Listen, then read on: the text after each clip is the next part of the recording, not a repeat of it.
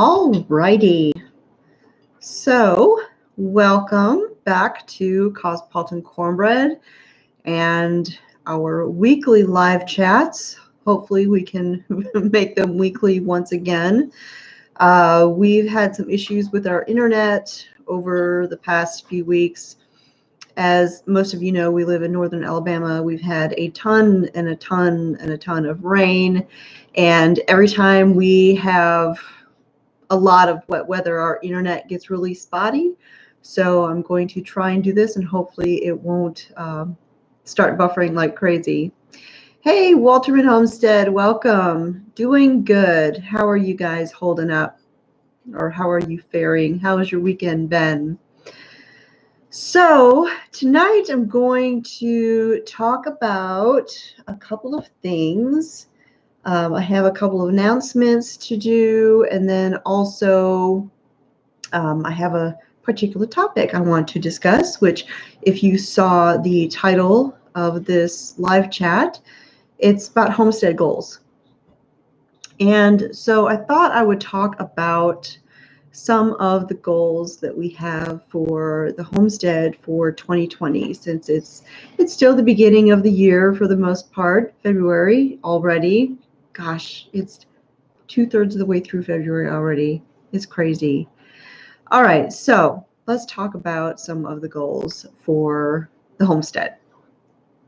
So every year there's always things that we want to do. There's things we hope we can do, and then there's things we wish we could do. But realistically, we know it's not all going to happen in one year. You know what I mean?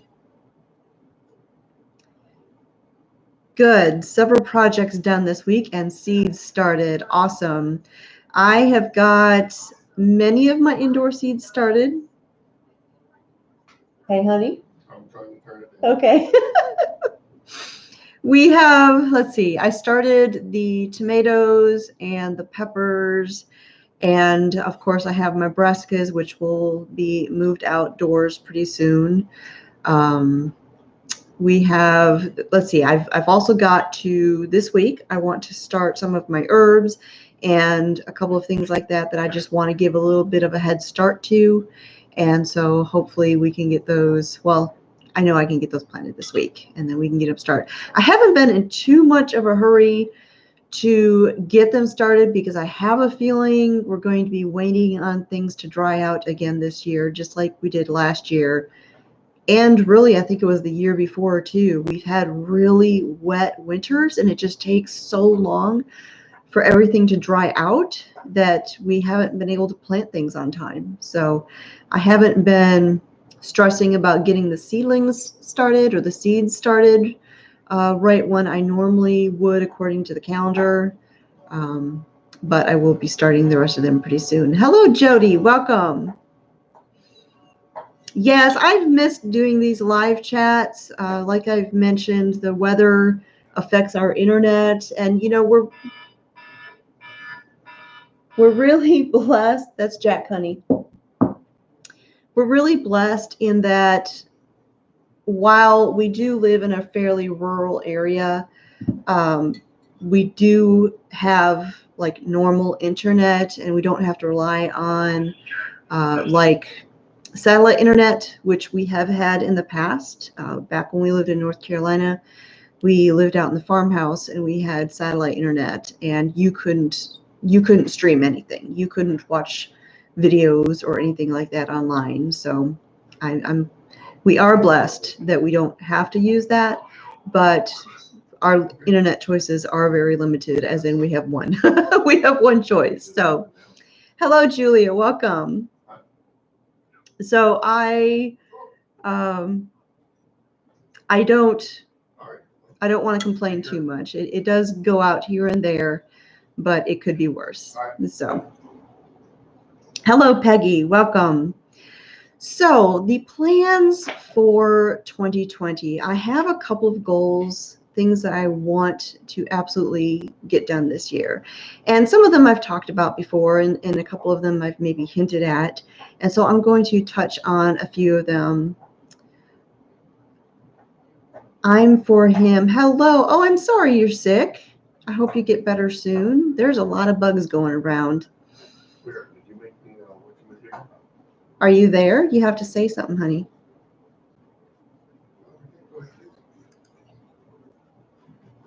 Mr. Smith is watching from the other room. Can you see the commenting? Yeah.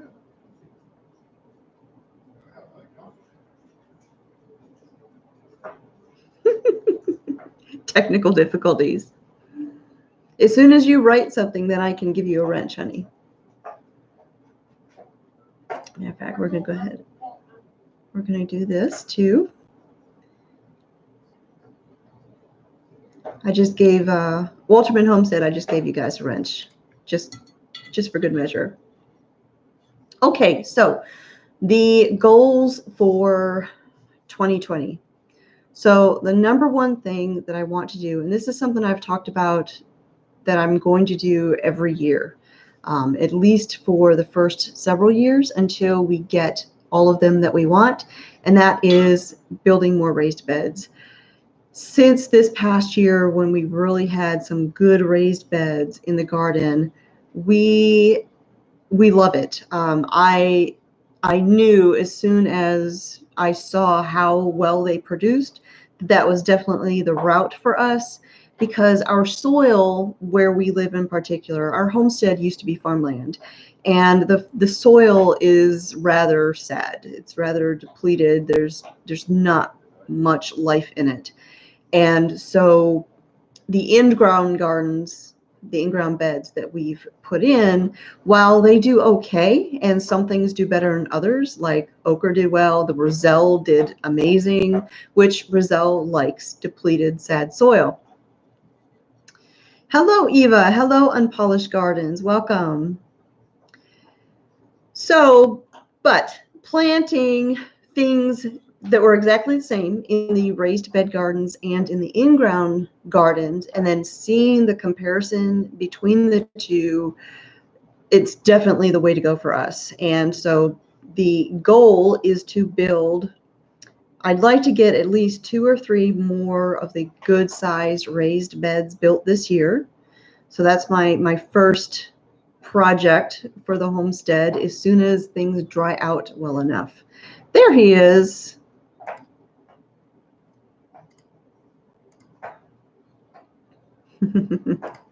Okay, so as soon as things dry out, because we had this issue last year with the super wet winter, and there's some video where I'm out there with a post hole digger and I'm trying to dig the holes to put the posts in for the raised beds that, you know, supports the walls, and you can actually see the water splashing out of the hole, because as soon as I would dig the hole, it was filling up and it was just standing water, and I ended up waiting a good while longer before I was able to actually get those in, and I have a feeling it's going to be the exact same thing this year. So as soon as things dry out enough, then I will be able to put in some more raised beds. And I really like the long ones, like the one that I have out front in the front garden.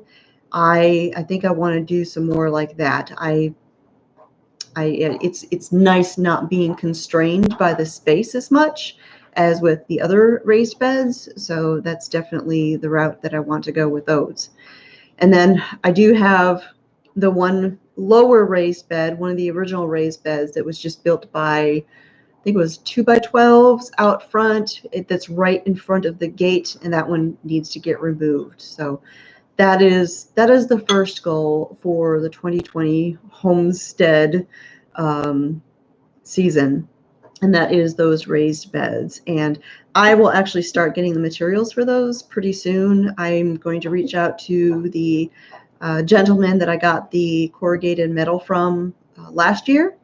He still posts that as being available in Facebook Marketplace, and so I'll reach out to him and see what he has available, and I'll probably get it from him again.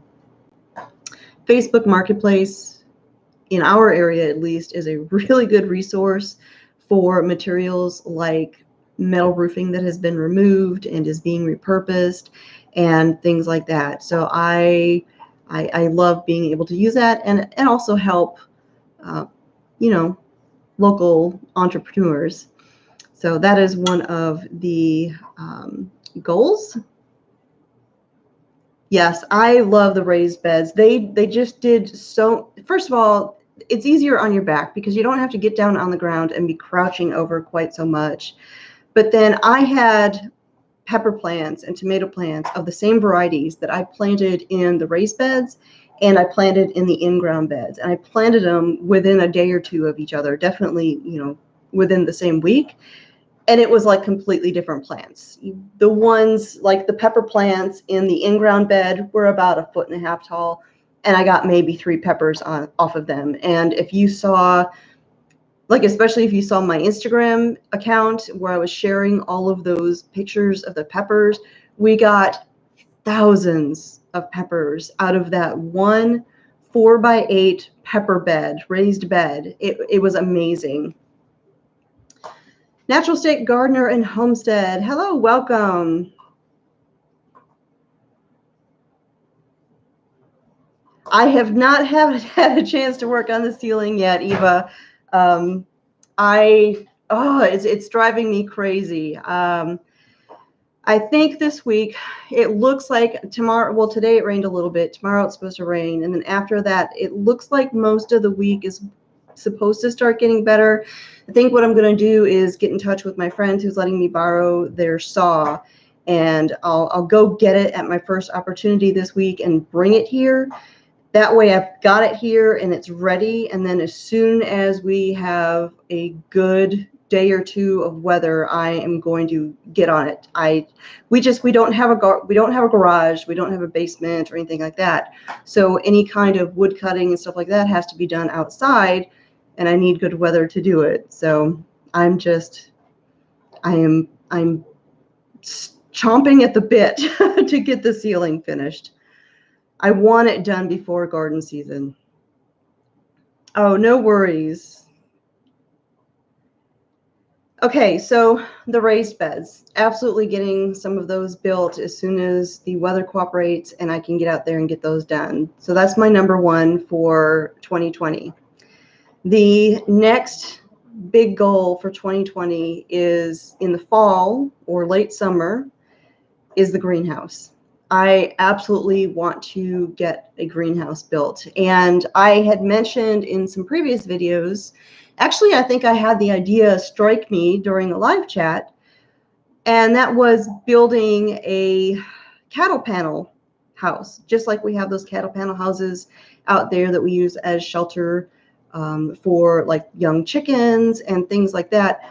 Using that structure as a greenhouse is, super easy. It wouldn't take but a couple of hours to put one together, and we could use that temporarily. The only reason I haven't done it yet, and I was going to do it this year, the weather. Again, we have so much standing water out there. It's just, you still slog through mud everywhere all around here. And so I didn't really want to put something out there until it dried out. The issue is we haven't been drying out. We get a couple of days of no rain tops, and then it's right back to pouring again. And we probably need a good week of just super dry, not a drop of rain for it to even think about beginning to dry out around here, at least enough to where it's not mud everywhere. We need more than that for me to be able to dig post holes for the raised beds. So, Mother Nature. So, the cattle panels. That's why I haven't done a cattle panel greenhouse yet. And at this point, I don't know if I will, just depending on the weather, depending on how that goes. I will probably end up just doing what we did last year, where I made some cold frames out of straw bales. And last year I used some old windows as the glass over the top. However, the windows that we had, we do still have a couple of them, but those windows were really, really old, and the wood framing around them just kind of disintegrated. And so most of those windows we don't actually have anymore, and we don't really have enough to do the cold frames like we did last year. So what I'll probably end up doing is I'll just go to Lowe's and I'll get some of the corrugated, I think it's like a fiberglass. It's that clear. It's basically what we're going to sheath the greenhouse with. So I'll just go ahead and get 1 or 2 sheets of that and use that as the cover over the straw bale cold frames. And then I can just save those panels and use those when we build the greenhouse.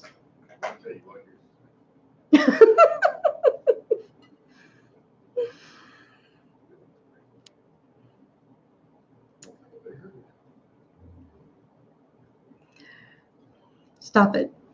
All right, let's see. Eva cleaned out the greenhouse here, but still too early to plant seeds. Maybe 2 or 3 weeks. Yeah, we have a little bit of an early start here in zone 7B.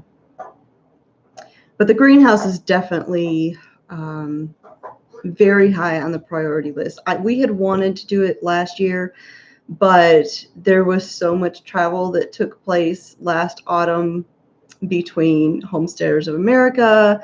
I went on the trip up to my parents in the Midwest. Went to Dollywood. I went to the southern Alabama. There was so much that was going on in that time frame, that like 1 month of beautiful weather where we would want to be outside doing the projects. And then it's like, as soon as my travel all stopped, the weather just instantly winter. And it was frustrating, but it is what it is. You have to learn to have, well, if there's one thing you learn with homesteading, that is patience. Yes, the cattle panel greenhouses are really cool, and they're so easy to put together and inexpensive, really, especially if you have half the materials already laying around, which we pretty much do. But I don't know. I'm torn on whether I want to even put one in or not. I'm really just leaning more towards the cold frames and just, yeah, putting my heart on the built one. And I actually had a couple of people ask me, hi Cindy, welcome.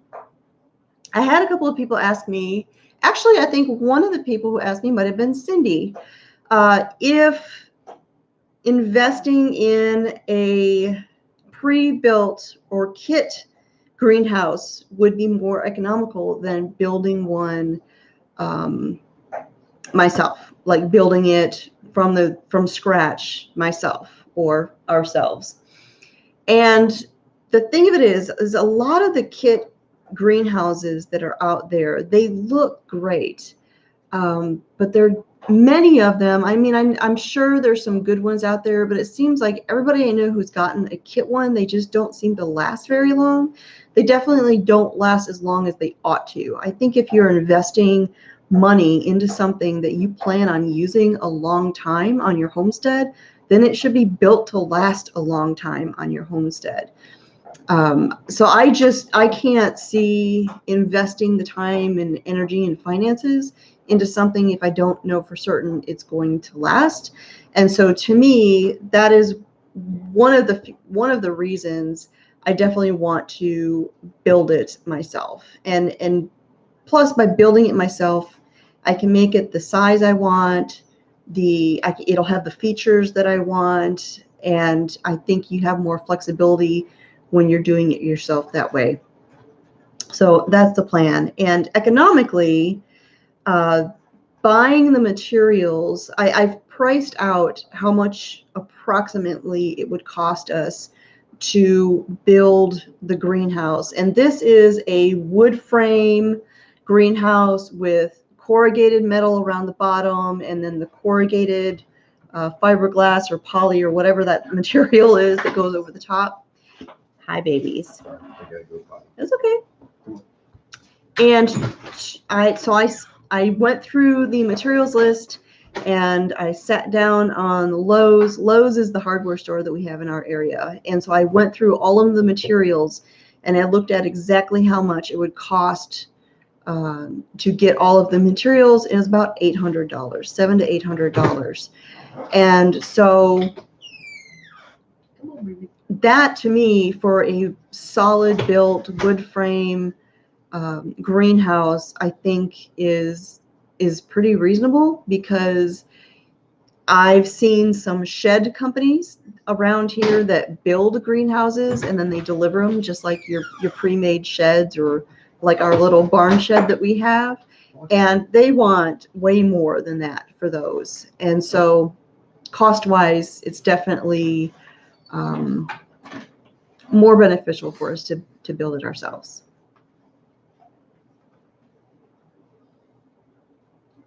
Let's see. Walterman Homestead says that's something we've wondered about. We got a kit greenhouse, and this is the second year we've had it. It's held up well, but I guess after like 5 years, it would start to suffer and not hold up like it did. What brand or where did you get your greenhouse kit from, if you don't mind my asking?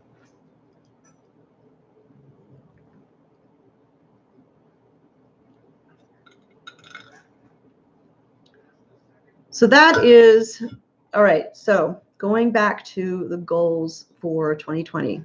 Number one, more raised beds. I'm loving the raised beds, and I think long term, that's probably what a good portion of our garden will end up being. It'll never be all of the garden, because there's things that would just grow a lot better in ground as long as the soil is well, or is healthy. We're going to continue to amend and build up the soil in the in-ground beds that I put in last year by adding compost and all of those organic materials that will help build up the soil and help it recover from who knows how many years of industrial types of farming that took place here back then. Oh, okay. There's this from Harbor Freight, and it's the 6x8, and they got it on sale for $250 to $300. That's pretty good. I think if you're familiar with Roots and Refuge, their original greenhouse was also a Harbor Freight one, and so they do still have that greenhouse, but they have had to reinforce it and do some work on it to get it to last. I don't know how many years they've had it. I don't know how quickly they put it in on their property. So it has, I mean, they still have it, but I know that they do need a little work sometimes. Of course, your weather probably plays a lot, plays a big role in it as well. So depending on your climate and things like that, I would think would probably have an effect on it. Rain Stone Lock. Living Traditions Homestead just did videos putting up their second greenhouse, and they love them both. And the first one's been up for 3 years. Oh, cool. I didn't realize that theirs were kits, so I will have to check that out. Living Traditions is one of the channels that I enjoy watching. All right, so the third goal for 2020. And I've gone back and forth, you know, because my intention for tonight was to talk about 3 goals, 3 things that I wanted to get done in 2020.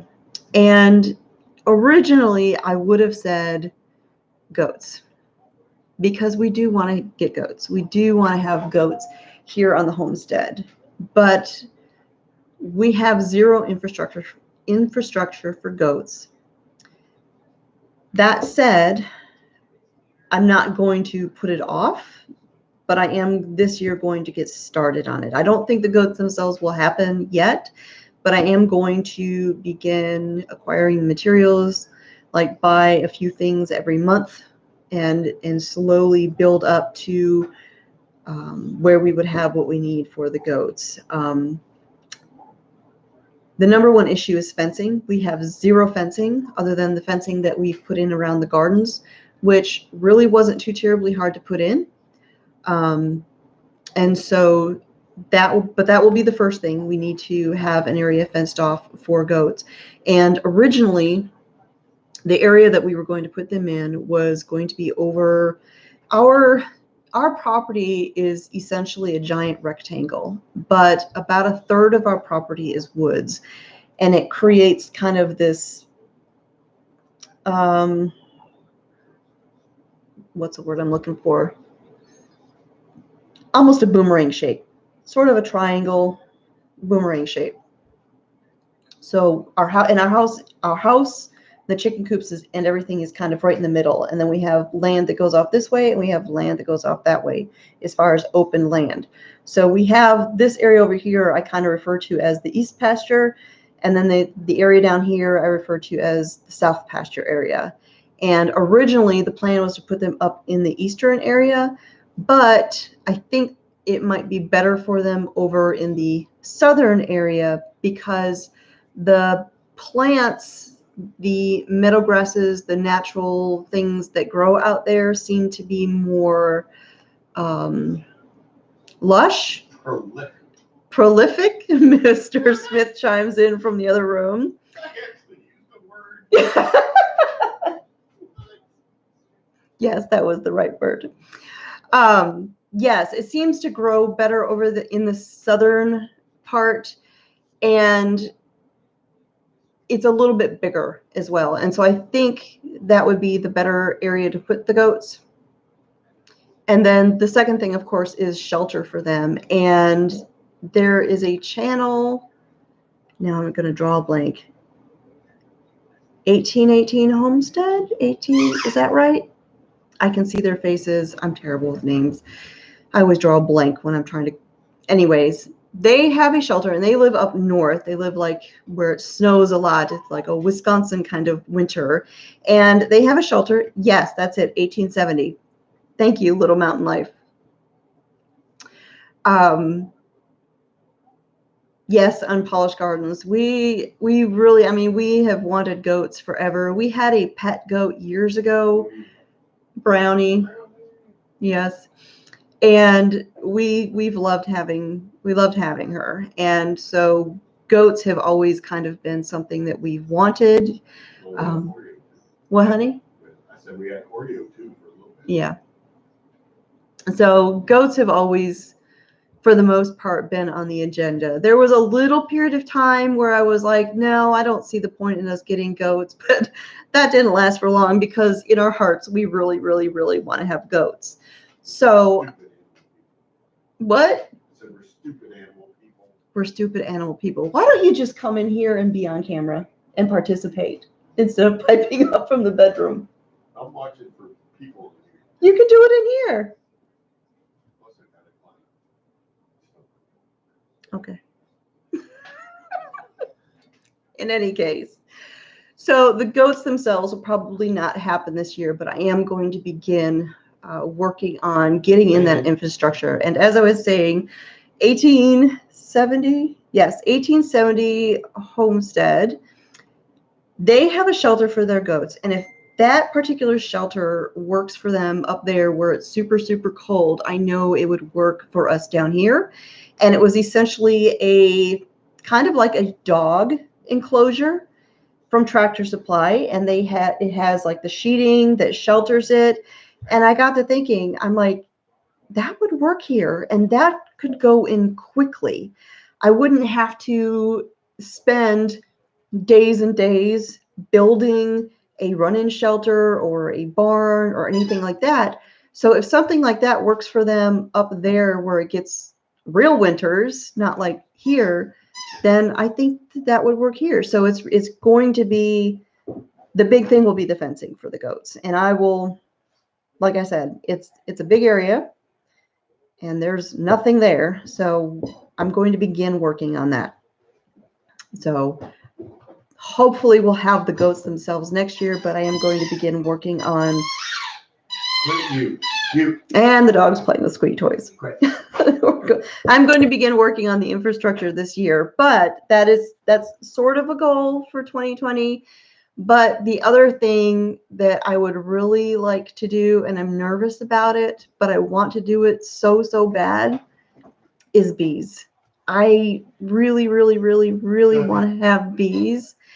And I went to the workshop at the Homesteaders of America conference, and went to the Homestead, went through the class there with Kaylee, and it was really exciting to go in there and see the bees and like hold a frame full of honeybees and honey, and to go in there and see all of the stuff. Anyways, it was exciting, and so it took a little bit of the nervousness away, but it's still, it's something new. It's something I have zero experience with, and there's always that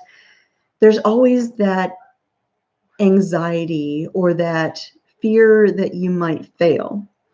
But just like I talked about earlier this week in one of my videos, it's okay to fail, and it's okay for things to not go the way you want them to, because honestly, it's the only way you're going to learn. And so even though I'm nervous about getting the bees and I know I'll get stung at some point, it is what it is. I really, really want to have bees here on the homestead. So I would. Who are you hollering at? So yes, that is my number 3 for 2020. I would like to have bees on the homestead before the end of the year. And we have actually the perfect spot to put them in the workshop. Kaylee talked about locations on your homestead, where is ideal for keeping them, for housing them, and we have the perfect spot right out in front, in the front garden area. There's an area at the end that has nothing in it, and it's the perfect spot to dedicate to bees. And so that is that's my number 3 goal for 2020. So it's the raised beds, the greenhouse, and the honeybees. Eva. Speaking of the babies. Huh? Oh, man, I'm looking at. So Mr. Smith is in the living room, and he has the iPad, and he's watching the conversation to make sure we don't have any issues with anybody. He has a wrench just in case, like a couple others do, but he keeps chiming in. Yes, no, you're right, Eva. There is nothing like baby goats. There's nothing like them. And we're kind of leaning towards either Nubians or Nigerian dwarves. I think those are our 2 top picks. And really, I think it's going to boil down to what we can find, what we can get available in our area. And I've got to find people in the area and see what our options are as far as, I don't want to just get goats off of Facebook Marketplace or just get goats that I see listed on Craigslist. I want to make sure that we're getting goats from somebody who has cared for them properly, that they're good lines, that they're healthy. And so that is something that we'll have to take into account. So even once we get the infrastructure in for the goats, it may be a little while before we can actually get them, because we've got to wait until we can find the right ones.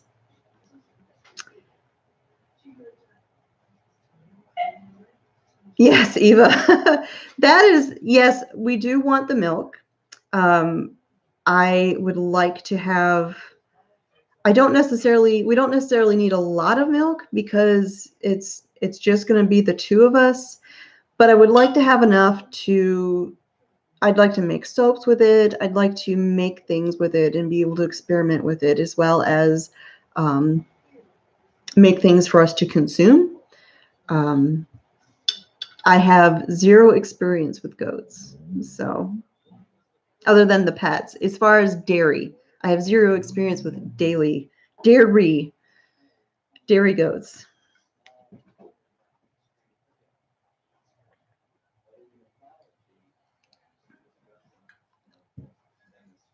Unpolished Garden says, my daughter is wanting me to get bees. She took a bee class in college, for her biology degree. She loves them, and they can be very gentle toward you. I have heard that, and it's so interesting. When I did that workshop, how the bees will actually learn who you are and become accustomed to you, and they can understand your expressions. It's the craziest thing. Bees are so intelligent. So yeah, I'm excited about it. Our extension office in our area, last year, they did have a series of bee classes. And I actually need to check and see if they have this year's classes posted, because, you know, while I did take that workshop at the Homestead, I feel like the more information you can get, the better. And that would give me the opportunity to have local connections with bee people.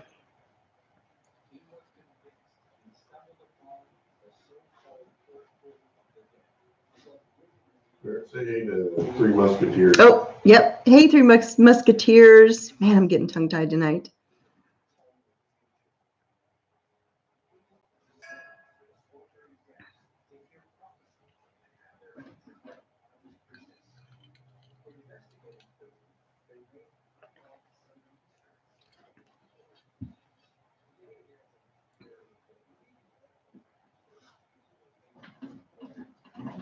Oh, okay. So, speaking of babies, please give them cuddles from Katie Rose and me. Oh, yes. All right. So I'm trying not to miss anything. So the other thing that I mentioned at the beginning of the video was I was going to talk about the goals, 3 goals for 2020. Well, 3.5 goals. I'll put it there. The other thing was the announcements. So number 1, I'm bringing back the weekly live chats as long as our internet is cooperative. And so far, have you seen any kind of buffering? Just a tad. Just a tad, but doable, right? Mm-hmm. Okay. So as long as our internet is working, I'm going to bring back the weekly live chats. So that was the one thing. And then secondly, now I just completely lost my train of thought. Oh, secondly, the schedule for the YouTube videos, my regular YouTube videos on the channel, is going to shift a little bit. They're still going to be going up Monday, Wednesday, Friday, but instead of going up in the early morning, I'm going to instead be putting them up about midday. So they'll be going up somewhere around between noon and 1 o'clock Central Time. I'm working on a few things, and I just feel like that might be a better schedule for me at this point. I don't know if that'll be permanent. We'll have to see. But that's going to be the new schedule. So if you get up on Monday morning and you don't see a video right away, that doesn't mean I'm not posting it. They're just going to be going up midday now instead of early in the morning.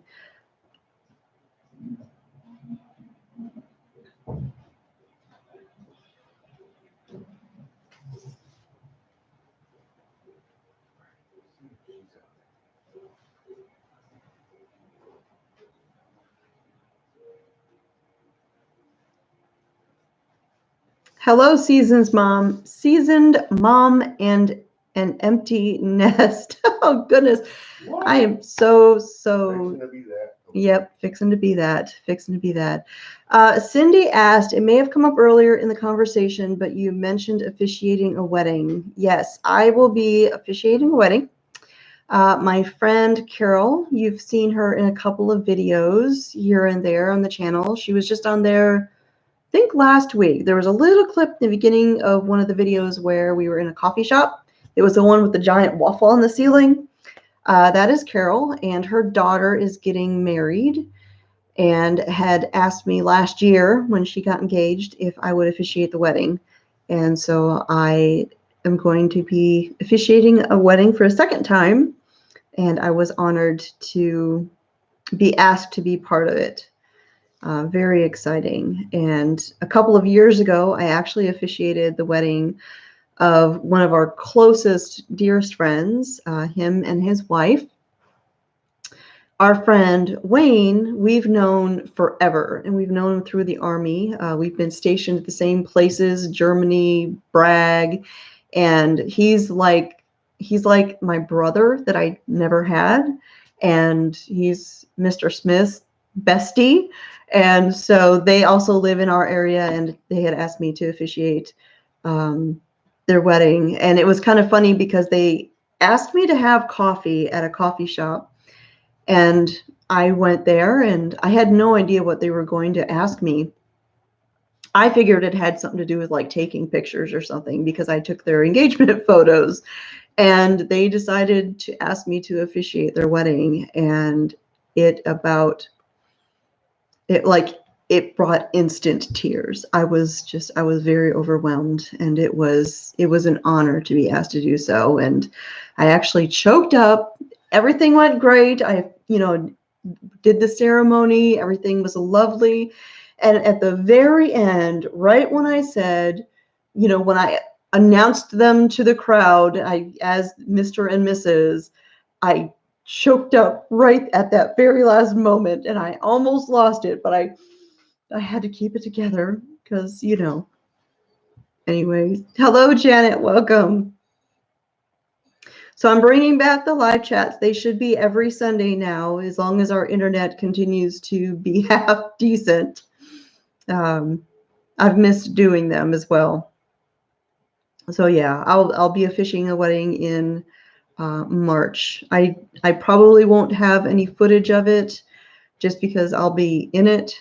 I might try and set up my camera if they'll let me. They probably will, but we'll have to see. I can't guarantee it.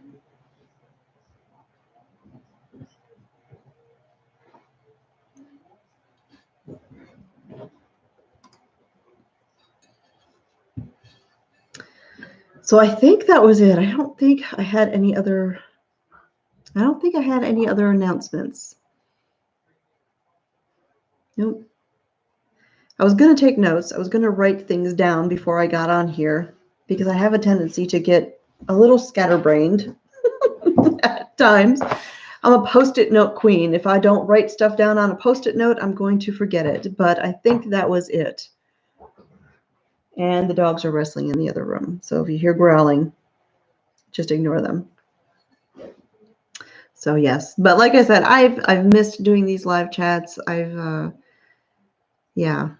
enjoy having the back and forth and getting to chat with all of you. It's fun.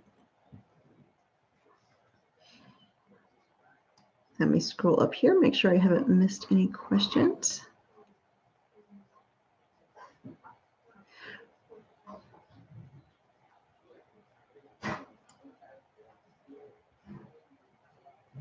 Yes, a seasoned mom and an empty nest. So my channel, I don't know how long you've been around here.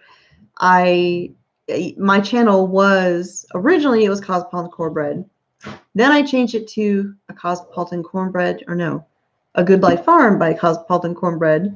And that was just too much. That was just too much of a mouthful. So I shortened it because I would see people trying to respond to me and they didn't know how to address it. And it was just a tongue twister. So that's why I went back to Cosmopolitan Cornbread. Stop it. Mr. Smith stepped outside. So the dogs think they have free reign. The seedlings. Okay, so the seedlings are doing well. The ones that I planted a few weeks ago, they will actually begin working their way outside soon. I will be hardening them off. That's a process where you gradually move seedlings from this controlled environment to being outdoors. And so I'll be starting to do that pretty soon so that I can get those planted out there in one of the beds. And then the seeds, they haven't come up yet. It's only been a couple of days, but you get so impatient when you plant those seeds in the trays and you check them multiple times a day, looking for the first sign of something little in green peeking out. And so no sign of anything there yet, but I'm sure it won't be too long. And I had moved the tray that had the like the kale and the chard and all of that stuff, the tatsoi, and moved that up to the top shelf. And I put a fan in front of it, blocking it a little bit, because the issue I was having is a certain little feline was jumping up there and helping herself to my greens. And yeah, so I moved it. So hopefully, well, so far since I moved it, she hasn't been messing with it. So I don't think she likes it up there. Or at least there's enough things that keep her from getting it. So let's see. Okay, thank you for stopping in, Eva. I hope you have a great week. Rolling Homestead and Wild Edibles in Wisconsin. Hello. Still under 4 feet of snow. Oh my goodness. I don't know if you know this. I actually grew up in Wisconsin. I grew up in a town down on the border of Wisconsin, Illinois. It's actually on the border of Wisconsin, Illinois. I grew up in the Wisconsin side, and my parents now live on the other side of town. They live in Illinois. So every time I go up there to visit them, I always say I'm going to Wisconsin to visit my parents, just because I grew up in Wisconsin and technically like they're in the same town still. They're just on the other side of town, which happens to be in Illinois. But it sounds weird to me to say I'm going to visit my parents in Illinois when I grew up in Wisconsin, if that makes sense. So, and I do always end up actually going to Wisconsin because that's where the town is. So, yeah. Let's see here. I saw a question. Where was it? Oh, the barn door project. Thank you.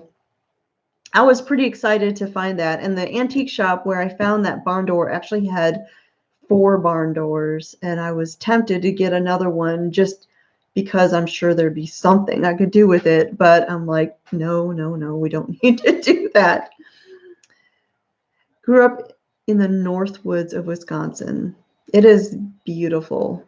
Northern Wisconsin, actually a lot of Wisconsin is very beautiful. My grandfather, when he was still alive, had a hunting cabin up in an area, I forget the town where, well, okay, so he was part of a hunting club and it was in a town up there. It was kind of near Rhinelander. He had a hunting cabin in Tomahawk, or was it Lake Tomahawk? I don't know. There's a giant lake up there, and it had to do with the name Tomahawk, and his cabin was there. And I remember going there when I was very, very, very little, because one of the things, when you look back at your childhood, when you're very young, you have memories that they're not long memories, they're just like glimpses. And one of those glimpses, well, there's a couple glimpses from that cabin, those short memories. And one of them was, and this sounds kind of crazy, and a lot of people have never heard of these, but I was very little, and in the bathroom of this hunting cabin was an incendiary toilet. And I remember being terrified of this bathroom when I was a little bitty girl in this toilet, because you could see it burned. Yeah. So that's one of my memories of my childhood, was that at my grandfather's cabin. And he also had a pier that went out on the water. So I do remember going out on the pier, and there was a little slide that went down in there into the lake water. And I remember going down in there and swimming in it with my giant floaties on my arms. I was very, very young. I built my homestead on 5 acres, but it seems like every year the snow gets deeper. Oh, okay. That's 1 hour north.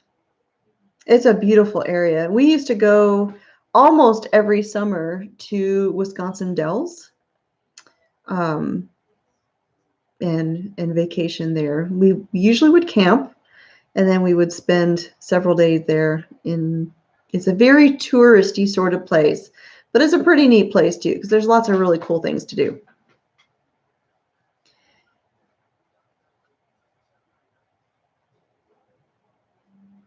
Oh, okay.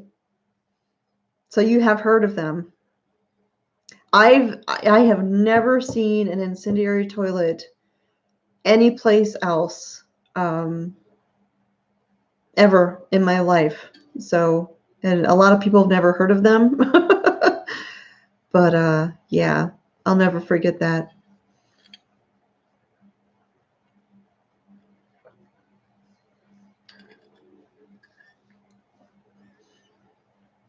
Alrighty. So it is getting to be just about 7 o'clock. So it's almost time to wrap this up. I have enjoyed having this live chat again, and I've missed it.